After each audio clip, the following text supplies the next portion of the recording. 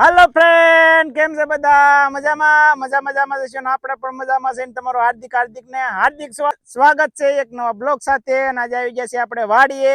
અને વાડીએ આજે આવ્યા છે એટલા માટે કે અમારા સુરત થી મહેમાન આવી ગયા છે, અમારા ભાભીની છે હંધાય, તો એને પણ વાડી જોવાની હતી એટલા માટે આપણે આવી ગયા છીએ આટો મારવા. કારણ કે આપણે તો આવતા જ હોય રોજ ને રોજ, પણ આજે અમારા સુરત થી મહેમાન એવા આવ્યા છે એટલે અમારા ભાભીની અંદર આવી ગયા છે, અમારા મોટા ભાઈની, એટલે આપણે આટો મારવા આવી ગયા હતા. ને શેતના જો બકાલું ને એવું બધું ગોતી લીધું છે. તો હાથમાં ભીંડો લઈને રખડે છે. તો આ કાંક વણ છે, જો આવું સરસ મજાનું વણ થઈ ગયું છે, ખૂબ જ સરસ થઈ ગયું છે વણ. અને વણ તો છે ને ગળા સુધી આવી ગયું.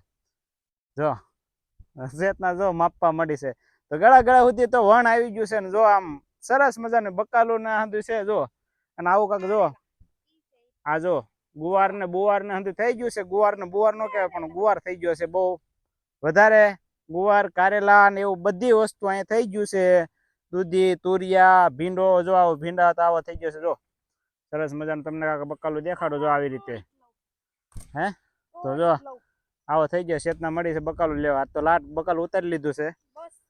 તો ગાઈઝ આજે સ્પેશિયલ આપણે આટો મારવા આવ્યા હતા, કારણ કે સુરત થી આવ્યા હતા ને મારા ભાભી ની અંદર આવ્યા છે, એટલે આજે આટો મારવા ભાઈ આવ્યા છે. એટલે બધા લોકો આવી ગયેલા છે, ફેમિલી મેમ્બર અમારા જેટલા પણ છે ને બધા આવી ગયા છે. તો એનો કાલ તમને બધા લોકોની આપણે વિડીયો આવી જશે, તો એ પણ જોઈ લેજો. અને કમેન્ટ અને શેર કરતા રહેજો, અને આપણા ચેનલને સપોર્ટ કરતા રહેજો ગાઈઝ.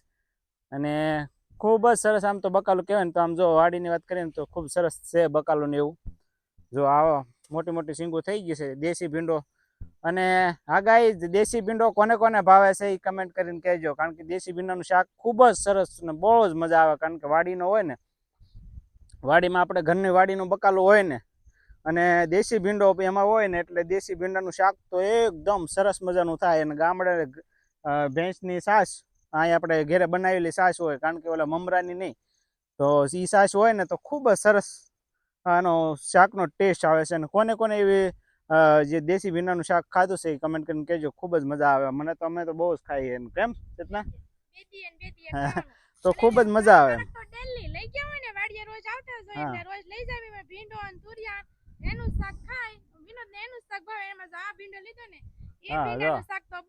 કારણ કે આ ભીંડો એવો હોય ને, દેશી ભીંડા છે. દેશી ભીંડો જ્યારે ખાધો હોય ને એને ખબર જ હોય, એનો સ્વાદ બહુ ખૂબ જ મજા આવે. આનું સ્વાદિષ્ટ થાય શાક ને એવું, અને ખૂબ જ મજા આવે.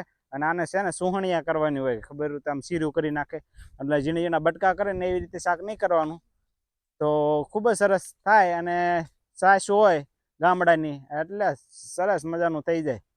તો ગાઈસ, આજના બ્લોગમાં બસ એટલું જ. અને હવે જવાનું છે ઘેરે. જો એટલું બકાલું ઉતારી લીધું છે. તુરિયા બહુ બધા આપણે છે થાય છે વાડીમાં, અને સીબડા પણ ઘણા બધા મળી ગયા. આવી ગયા છે બકાલું લેવા સ્પેશિયલ, તો બકાલું પણ ઘણું બધું આપણને મળી ગયું છે. અને હવે જવાનું છે આપણે ઘેરે. તો આજના બ્લોગમાં બસ એટલું જ. અને વિડીયો પસંદ આવે તો વિડીયોને લાઈક કરજો, શેર કરજો, અને ચેનલમાં નવા હોય તો સબસ્ક્રાઈબ કરવાનું ભૂલતા નહીં ગાઈસ.